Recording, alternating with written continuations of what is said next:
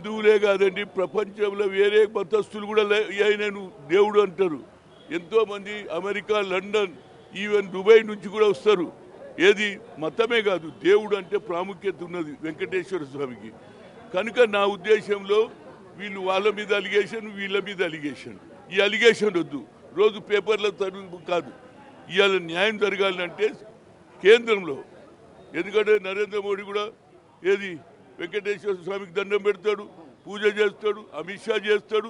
Judges అండి, supreme court జడ్జిలు కూడా వచ్చి చేస్తారు. కనుక వాళ్ళకు కూడా నా రిక్వెస్ట్ ఏంటంటే గవర్నమెంట్ ఇమీడియట్గా సిబిఐ ఎంక్వైరీ చేస్తే ఎందుకంటే ఒక ఆయన దీపం పట్టుకొని ఊరంతా తిరుగుతుండు, స్నానం చేస్తుండు, ధర్మాలతో పని అయిపోయింది.